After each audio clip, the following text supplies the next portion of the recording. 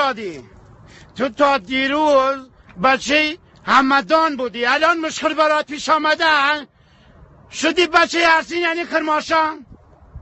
مشکل برات پیش آمده کسگم اترس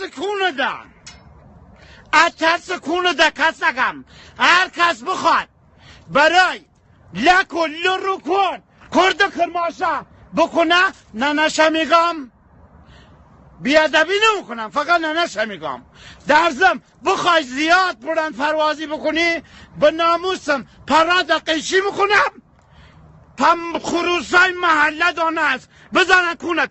فتوای عنکی حرف زیادم نمیزنم. شماره تلفن مینه 0939 590 99 83.